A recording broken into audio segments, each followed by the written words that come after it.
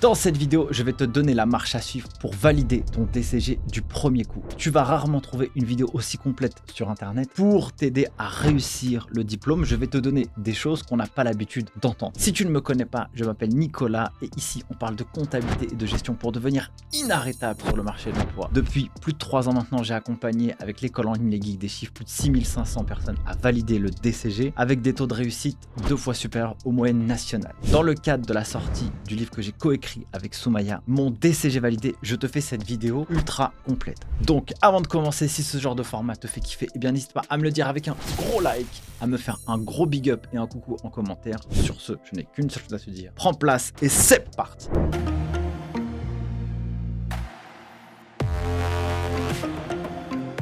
Le DCG, il y a des taux d'échec incroyable. 63,6%, c'est le taux d'échec en 2022 au diplôme de comptabilité et de gestion. Pourquoi il y a autant d'échecs à ce diplôme? C'est pas parce que le diplôme est trop dur, c'est que les étudiants n'ont pas la bonne méthode et la bonne démarche pour pouvoir aller tacler ce diplôme et le réussir du premier coup. Pour réaliser cette vidéo, je m'appuie sur le livre Mon DCG validé qu'on a coécrit avec Soumaya, mon associé. Ce livre, c'est 352 pages qui va te donner la méthode pour savoir comment réussir toutes les matières sans exception, savoir comment gérer ton temps et devenir très productif dans le cadre de l'apprentissage du DCG, mais aussi dans ta vie en général. De pouvoir t'aider à créer un planning de révision simple et sur mesure, de t'aider à mémoriser tous tes cours sans y passer toutes tes soirées et à garder la motivation tout au long de l'année. Si tu mets en place ce que je te dis dans cette vidéo, ça va t'aider déjà à avoir la bonne marche pour pouvoir valider ton diplôme. Mais ça ne représente que 5% de ce qu'il y a dans le livre. Si tu veux le découvrir, n'hésite pas à aller en barre d'infos de cette vidéo. Alors maintenant, je vais te donner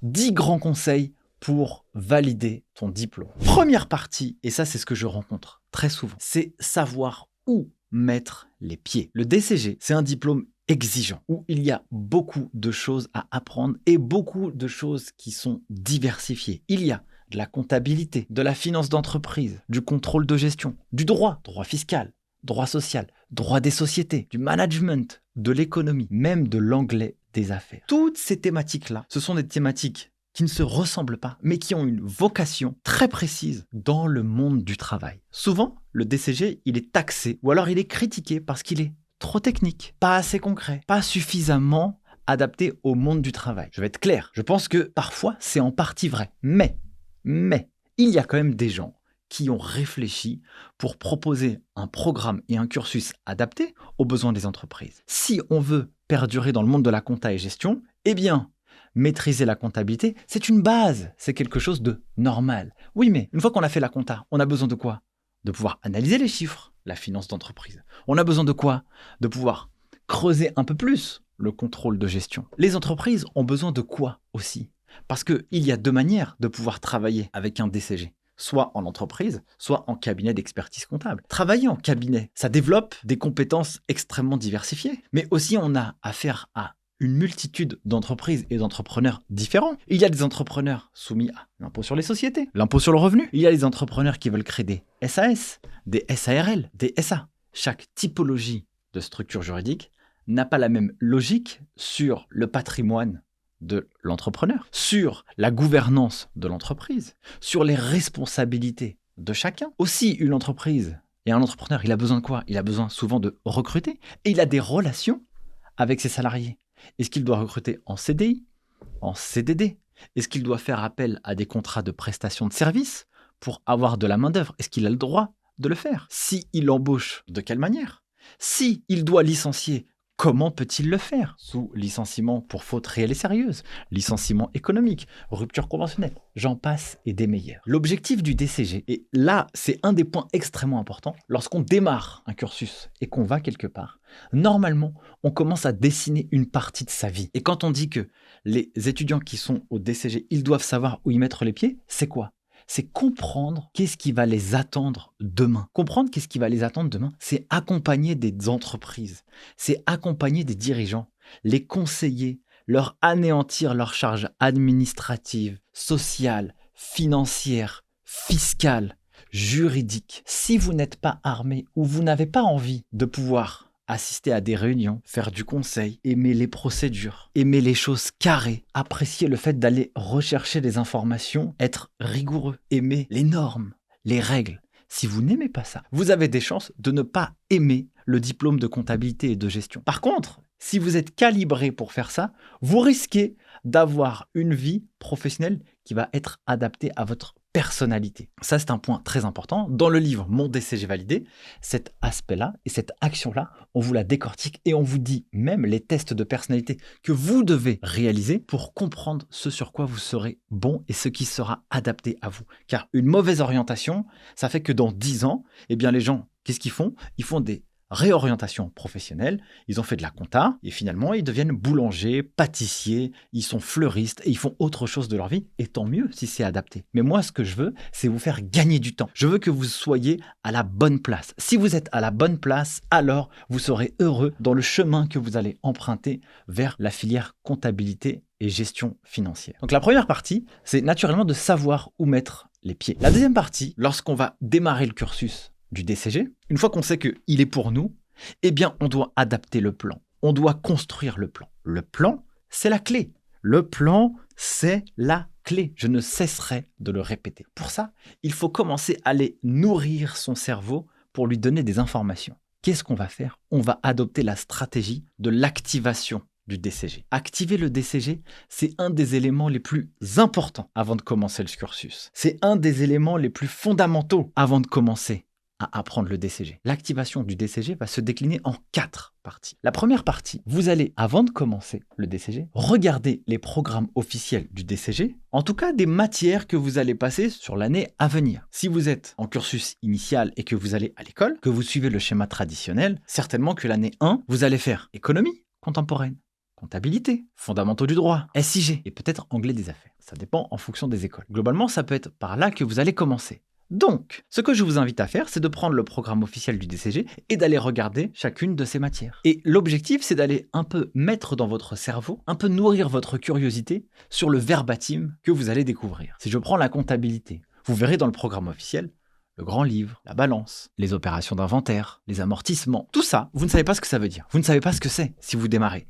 Mais au moins, vous commencez à vous immerger, à vous imprégner du vocabulaire du DCG. Vous ferez la même chose avec les fondamentaux du droit, où vous aurez le droit des contrats, par exemple, à traiter. Si vous allez sur les SIG, vous allez découvrir des choses sur les systèmes d'information. Si vous allez sur l'anglais des affaires, vous découvrirez ce qui vous est demandé dans le cadre du programme. Ça, c'est la première étape. La deuxième étape, c'est d'aller un peu plus loin. Vous allez devoir télécharger l'ensemble des annales du DCG qui sont tombées, sur les 4 dernières années.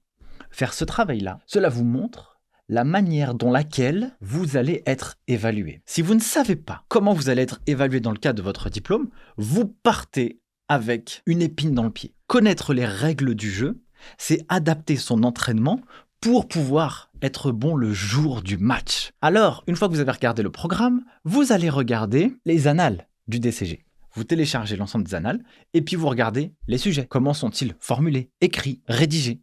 Vous allez regarder aussi le système de questionnement.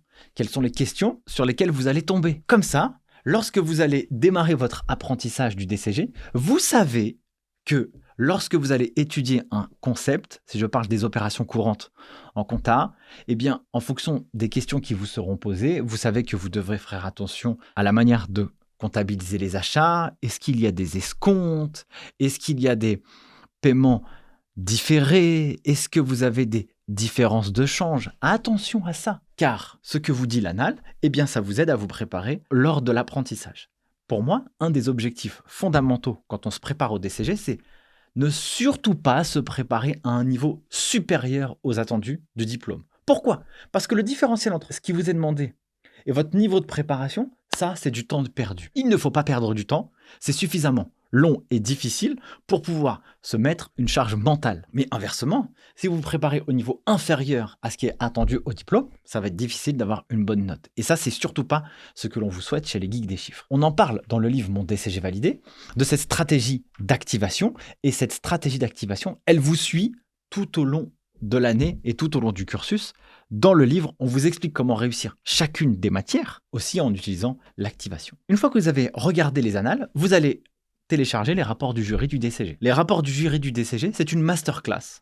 Parce que vous avez le jury qui vous dit que sur l'UE 1, 2, 3, 4, 5, 6, eh bien, quels ont été les taux de réussite et taux d'échec, mais aussi Quelles sont les recommandations que l'on vous fait pour pouvoir réussir les matières? Écoutez ceux qui conçoivent les sujets, écoutez le jury, ceux qui évaluent les copies, ceux qui évaluent le DCG, car vous pourrez en retirer des bénéfices incroyables. Quatrième point de l'activation, et ça c'est celui-ci, il est clairement sous-estimé. Vous allez faire quelque chose de très simple. Vous allez activer les cours du DCG. Prenons par exemple les fondamentaux du droit. Si vous savez que vous allez préparer les fondamentaux du droit sur l'année à venir, eh bien, vous prenez, soit vous achetez un livre, soit vous allez sur la plateforme en ligne Les Geeks des Chiffres, où vous avez toutes les yeux du DCG pour un prix juste dérisoire, avec des vidéos, des cas pratiques, des cours à télécharger, des quiz. Cela peut vous aider à vous préparer au DCG, que vous soyez à l'école ou en candidat libre. Donc, vous prenez le cours, et voilà ce que vous allez faire. Vous allez l'ouvrir, et puis vous allez activer les cours du DCG.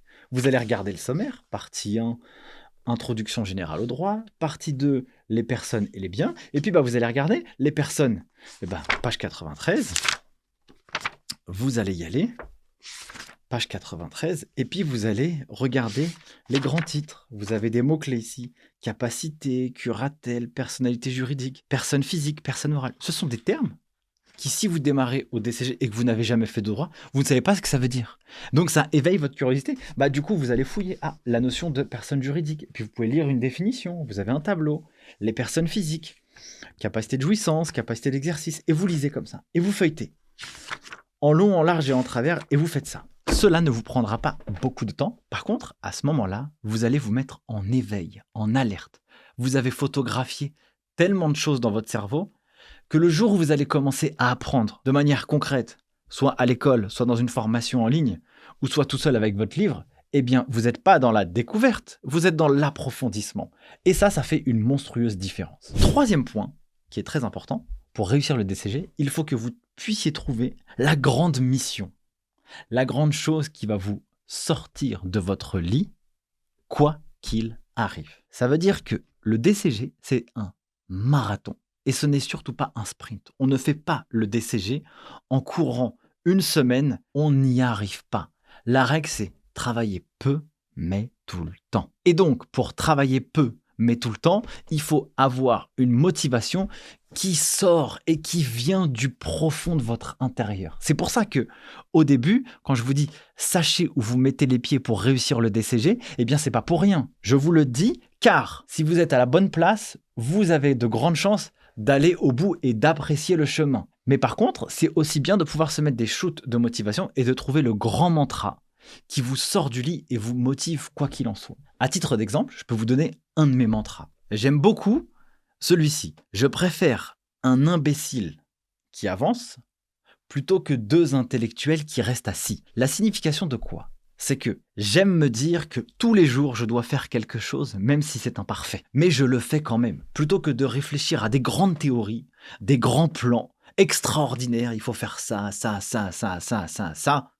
et rester assis et surtout pas bouger. Je réfléchis beaucoup et j'agis peu. Moi, je préfère réfléchir peu et agir beaucoup. Car avec le temps, on crée des habitudes. Et la loi des grands nombres fait qu'en réalité, on progresse et on avance. Et on arrive aussi à voir souvent, si on fait les choses mal, on peut les réajuster au fur et à mesure. Ça, c'est aussi un de mes mantras. Et je sais que lorsque je fais ça, ça me fait progresser à vitesse grand V. Vous pouvez trouver le vôtre dans le livre Mon DCG validé, où vous trouverez 60 témoignages d'étudiants qui apportent leur expérience concrète sur certains sujets. Vous verrez, vous pouvez voir quels sont les mantras et les grandes raisons qui les poussent, eux, à agir pour le DCG. Quatrième point, il convient de pouvoir créer un environnement adapté. Vous avez à la fois le matos et les gens avec lesquels vous allez être. Le matos, il va être très simple. C'est quel est l'environnement dont vous avez besoin pour vous aider à réviser votre DCG. Si dans votre chambre et dans votre endroit, c'est un foutoir sans nom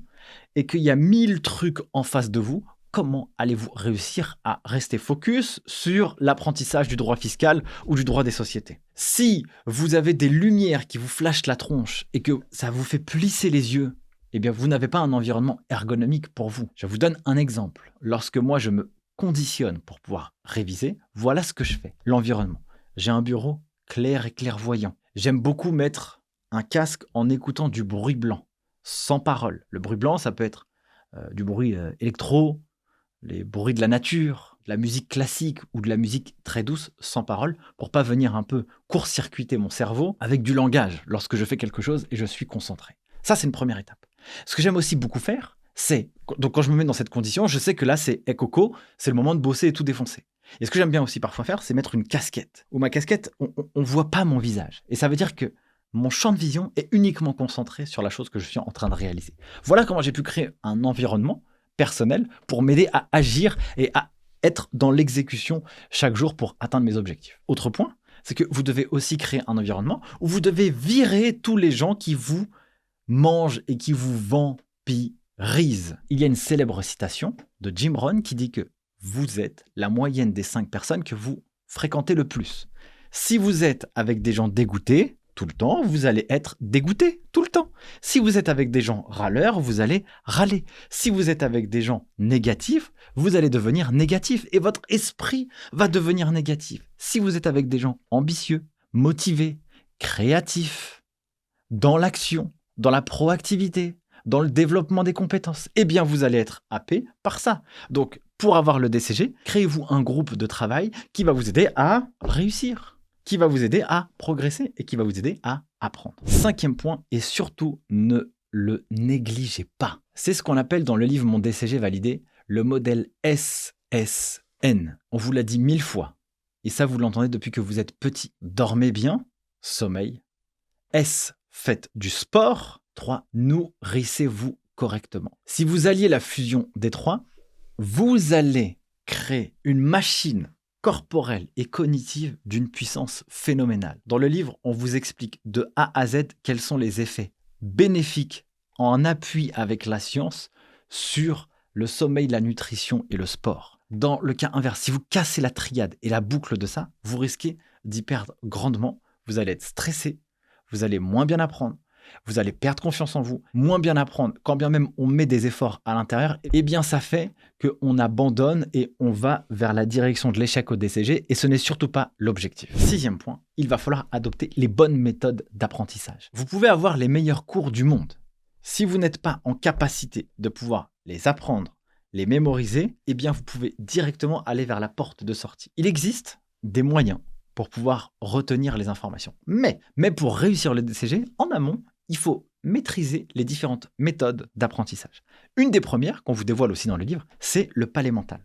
Le palais mental, ou la méthode des lieux aussi, c'est une technique utilisée depuis 2000 ans pour retenir tout et n'importe quoi. Mais par contre, pour que ça fonctionne, il faut créer des émotions cognitives. Si je vous donne un petit exemple, imaginez-vous que vous devez calculer le nombre de parts d'un foyer fiscal pour calculer l'impôt sur le revenu. Eh bien, qu'est-ce que vous pouvez imaginer dans votre tête? Vous pouvez vous imaginer rentrer dans votre salon et il y a un mec qui tape à la porte. Il est tout vieux, il est tout petit, cheveux dégarnis, lunettes, avec le visage super énervé. Et lui, c'est un contrôleur, lui. Et ce qu'il veut, c'est qu'il veut rentrer dans la maison pour aller vérifier qui se trouve à la maison. Et là, il commence à rentrer et il va dans la cuisine. Il voit qui?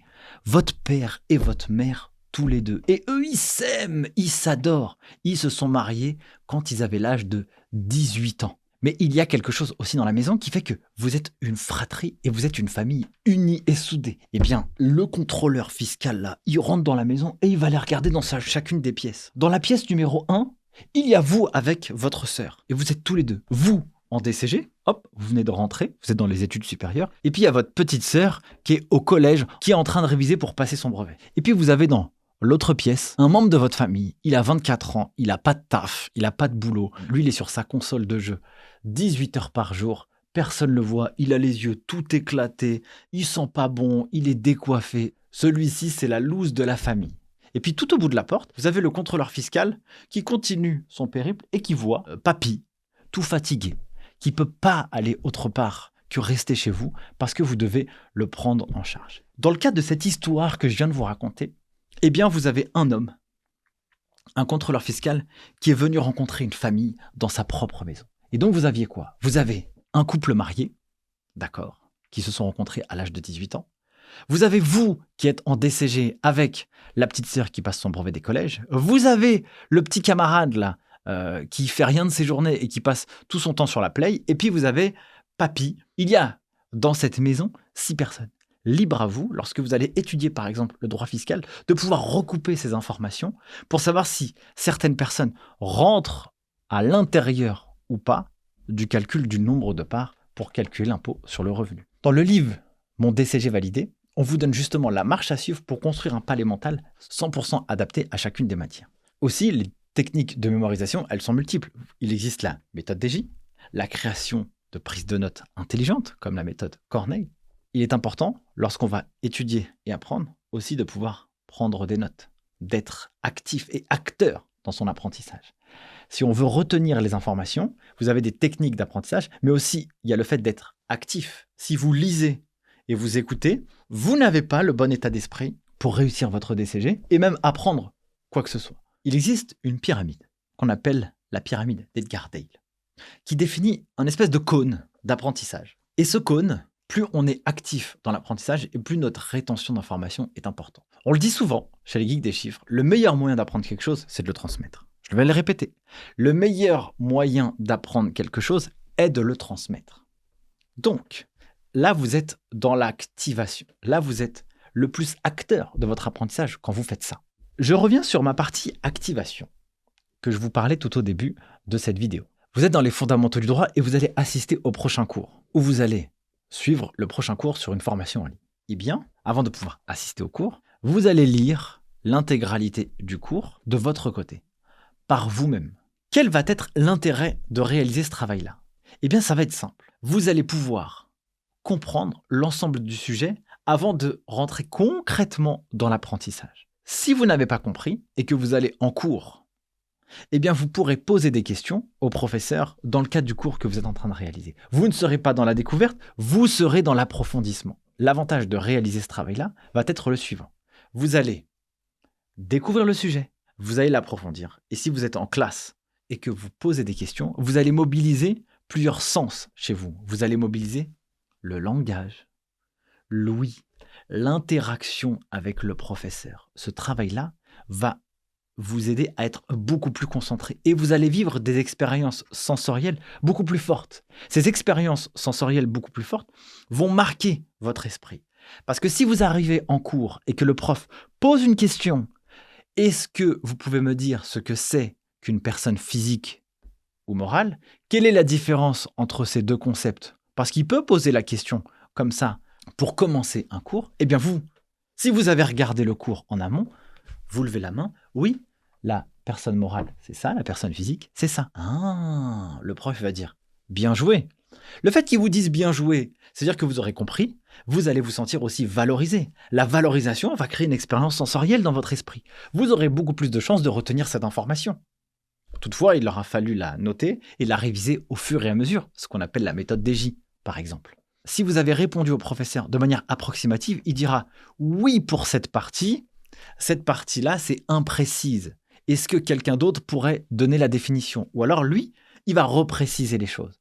Eh bien là, vous aurez un apprentissage par l'erreur. Ce pseudo-échec que vous aurez eu quand vous allez répondre, eh bien, il va vous marquer l'esprit parce que vivre ça de l'intérieur, c'est pas très agréable. Donc, ça va créer une expérience sensorielle. Plutôt que si vous êtes comme ça, en cours, en train de dormir. Vous devez être acteur et moteur. Ça, c'est un des points. Mais il existe aussi d'autres méthodes pour pouvoir apprendre très vite. Vous avez par exemple la lecture rapide. Il existe naturellement d'autres techniques de mémorisation que vous avez dans le livre Mon DCG validé. 7e étape, il convient de s'adapter à chaque matière. S'adapter à chaque matière, c'est simple. Le DCG, il est suffisamment dense, je l'ai déjà dit. Chaque matière a une logique. Donc, une logique pédagogique, elle a une utilité, mais on ne réussit pas de la même manière la comptabilité et le droit social. On ne réussit pas de la même manière le management et le contrôle de gestion. On doit comprendre comment on est évalué. C'est pour ça qu'il fallait activer le DCG tout en amont en regardant les annales du DCG. Chaque matière a sa logique. On pourrait croire de prime abord que pour réussir l'UE de finance, eh bien, il convient simplement de savoir faire des calculs. Calculer les SIG, la CAF, des ratios. Non, le but pour vous, futurs professionnels du chiffre, aspirant à avoir des postes à responsabilité, DAF, expert comptable, où vous allez accompagner des dirigeants d'entreprise, eh bien, vous devez les faire parler les chiffres. Donc, vous avez une situation donnée par la compta, par des données, par des documents financiers, bilan, compte de résultats. En fonction de ce qui se passe, vous devez apporter des recommandations, vous devez faire de l'analyse. Donc pour réussir par exemple la finance, c'est pas faire que du calcul qui est important, c'est faire du calcul et du diagnostic. Mais pour réussir la finance, qu'est-ce qu'il convient de mettre en application de prime abord? Qu'est-ce qu'il convient de faire comme stratégie d'apprentissage pour réussir la finance? Il faut savoir faire les calculs, il faut avoir suffisamment de culture business, de culture de l'entreprise, pour savoir où est-ce qu'on doit pouvoir faire des recommandations. Exemple complètement hors sujet, le droit. On ne réussit pas le droit sans méthode. Et le droit, ce qu'il convient de faire, c'est d'acquérir d'abord les connaissances. Il n'y a aucune créativité à apporter en droit. Pourquoi? Parce qu'une règle est une règle. A est égal A, B est égal B. Dans le cadre des examens du DCG, vous avez des situations. Dans ces situations données, vous avez des problèmes.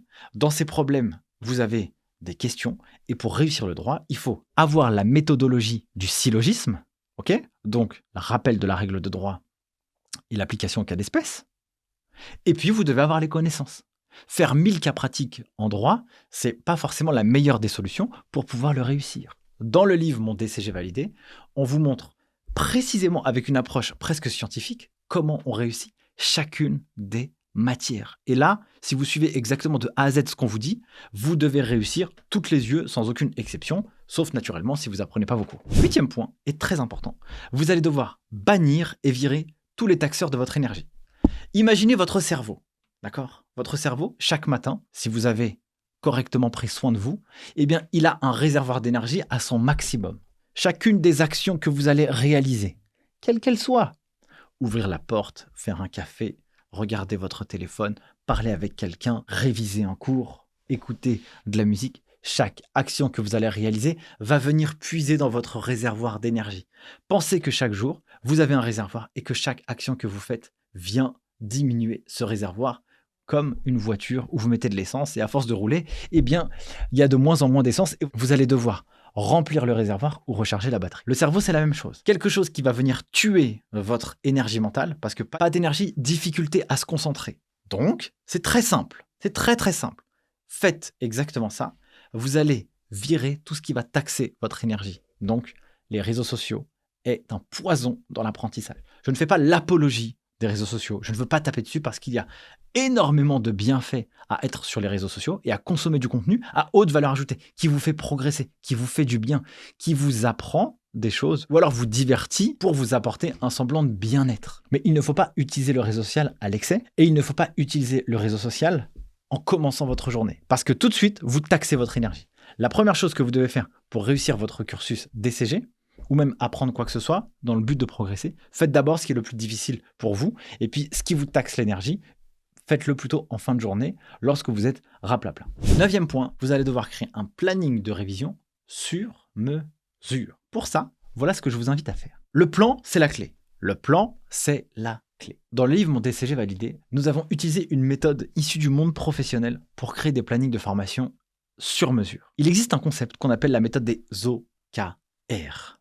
Objective and Key Result. Objectif et résultat clé. Cette méthode, elle a été inventée dans les années 50, je crois, aux États-Unis et vraiment démocratisée par Andy Grove, qui est le fondateur d'Intel, vous savez, les processeurs qu'il y a dans les ordi. Et aujourd'hui, des multinationales utilisent la méthode des OKR pour pouvoir conquérir le monde, conquérir leur marché et déployer la stratégie à l'échelle globale de l'entreprise. Voilà ce que ça pourrait être la méthode des OKR. Celle-ci, nous l'avons adaptée aux études. Vous pouvez le découvrir directement dans le livre Mon DCG validé, mais ce sur quoi je veux vous alerter ici, dans le planning de révision, c'est que il n'y a pas un planning de révision pour tout le monde. Il y a un planning de révision adapté à chaque personne et chaque individu. Le DCG, vous pouvez le faire en candidat libre, en alternance, directement en formation initiale. Si vous le faites en candidat libre, généralement, vous êtes soit en reconversion professionnelle, soit vous avez un travail à temps complet. Et donc, il faut essayer de jongler avec le temps qui vous reste de disponible. Si vous êtes en formation initiale, normalement, vous êtes à l'école et donc vous apprenez votre cursus et vous avez un peu de temps disponible à la fin des cours. Si vous êtes en alternance, eh bien, c'est un mix des deux. Vous êtes à la fois à l'école, à la fois en entreprise. Donc, pour pouvoir savoir comment vous allez concevoir votre planning de révision, voilà ce que vous devez faire. Vous devez pouvoir partir en entonnoir. Entonnoir, dans chaque journée, vous avez 24 heures. Dans ces 24 heures, comment allez-vous taxer ces 24 heures pour savoir qu'est-ce qui vous reste à la fin? Alors déjà, vous allez avoir 8 heures de sommeil. Hop, donc les 24 heures vont se réduire. Qu'est-ce qui va vous rester? Il va vous rester 16 heures.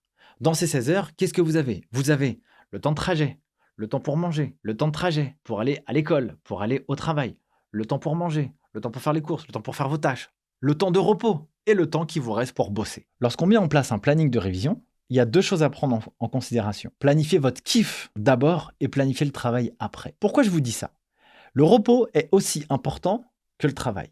Quand on fait du sport, quand on fait de la musculation par exemple, eh bien, ce qui est important pour prendre du muscle, c'est de s'entraîner dur, très dur, dans un temps précis, intense, court, défoncer tout en un temps donné. Mais par contre, vous ne pourrez pas progresser en musculation si vous ne vous reposez pas. Et donc, pour pouvoir progresser en muscu, prendre du muscle, eh bien, il y a l'entraînement qui est important, il y a la nutrition aussi, et il y a le repos. On voit que les sportifs de haut niveau, ils ont un rythme de vie qui est le plus calibré possible. Parfois, on a l'impression que c'est pas rigolo parce qu'ils doivent faire des efforts. Oui, mais c'est ça qui leur permet d'être à haut niveau. Je me rappelle avoir vu un reportage sur l'équipe de France de football lorsqu'elle avait gagné la Coupe du Monde en 2018. Eh bien, on voyait les footballeurs aussi faire des siestes l'après-midi pour pouvoir se régénérer. Donc, le temps de repos est important à planifier dans votre planning sur mesure. Et ensuite, qu'est-ce que vous allez avoir? Eh bien, en fonction du temps de disponible qui vous reste, peut-être que vous aurez fait tout ça, vous aurez 1h30 ou 2 heures chaque jour à allouer à votre DCG. Et donc, il faudra savoir sur tout ce temps qui vous reste, est-ce que c'est suffisant pour préparer une matière du DCG, 2 matières du DCG, 3 matières, 4 matières. En fonction de votre situation, voilà ce qu'il faudra se dire. Et donc, avec ce temps de disponible, il faudra utiliser la loi de Pareto, faire 20% des actions qui vous rapporteront 80% de valeur. Donc, lorsque vous allez utiliser ces 2 heures de travail par jour en moyenne pour réviser le droit et pour préparer les yeux juridiques, concentrez-vous sur l'acquisition des connaissances, concentrez-vous sur la méthodologie pour répondre aux questions juridiques et ça, pour le faire, il faudra faire quelques cas pratiques pour pouvoir avoir la bonne logique pour répondre. Mais il faudra axer son temps sur l'apprentissage. Sur les autres matières, il faudra respecter leur propre logique pour pouvoir développer les bonnes méthodologies pour pouvoir apprendre et être efficace. 10e point que j'aimerais aborder avec vous, c'est le fait de réussir le jour du match. Le match, c'est quand? C'est le jour des examens. C'est le jour de l'épreuve officielle.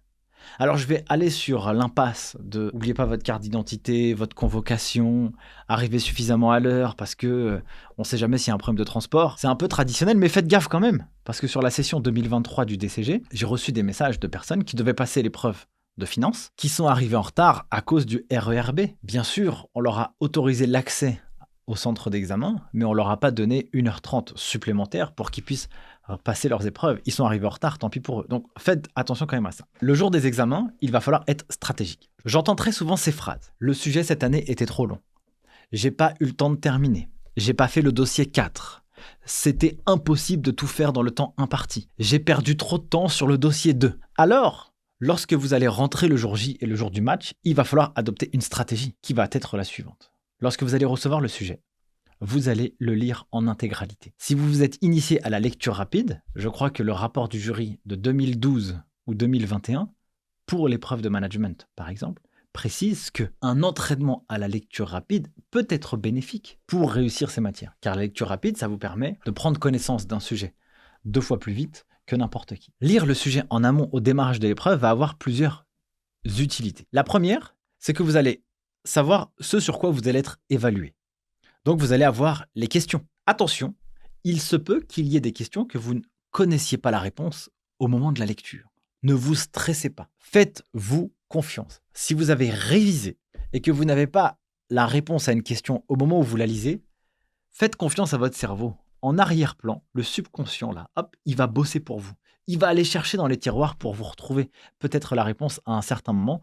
Rappelez-vous de ce moment-là où vous cherchiez quelque chose, vous n'y arrivez pas et quelques minutes après, vous avez réussi à vous en souvenir. Ça peut venir vous aider à faire fonctionner le cerveau en arrière-plan. Deuxième point, ça vous permet aussi de ne pas répondre à des questions 2 fois.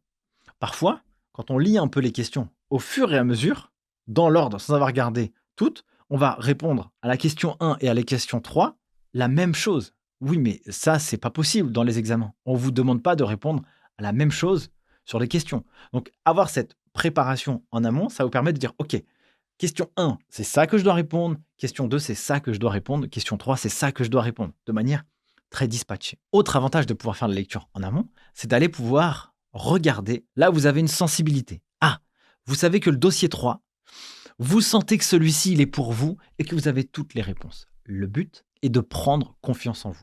Plus vous allez prendre confiance en vous dans le cadre de l'épreuve, et plus cette confiance en vous, elle va vous libérer. Elle va atténuer les hormones du stress. Elle va baisser votre niveau de cortisol. Et moins vous serez stressé, plus vous aurez l'esprit ouvert pour pouvoir répondre aux questions.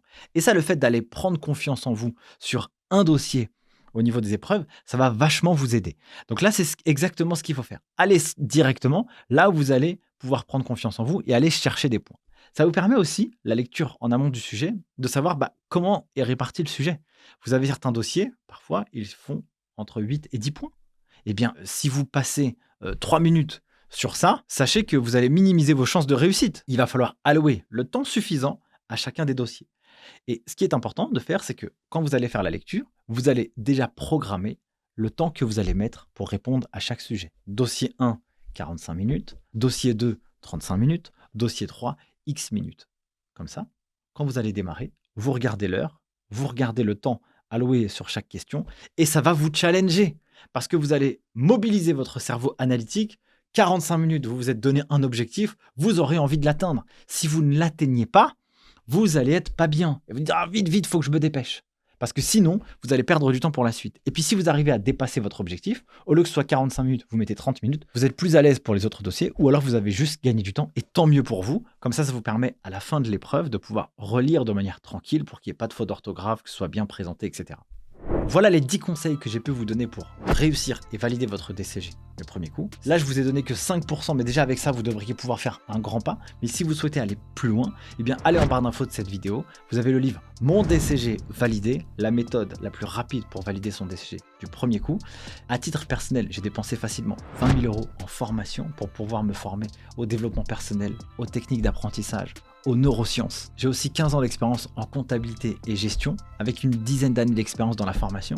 Mon associée Soumaya, elle a fait un DCG, DSCG. Elle a réalisé une thèse sur les styles d'apprentissage pour les parcours de formation en ligne. À l'intérieur de ce livre, vous avez les connaissances de 2 personnes avec plus de 10 ans d'expérience, à la fois en entreprise, en cabinet, mais aussi dans la formation. Donc si vous souhaitez aller plus loin, n'hésitez pas à le commander. Aussi, si vous avez des questions, n'hésitez pas à les écrire en commentaire. On se fera un immense plaisir de pouvoir y répondre. Sur ce, je n'ai qu'une seule chose à vous dire. Belle réussite pour le DCG et à bientôt pour une prochaine vidéo. Ciao!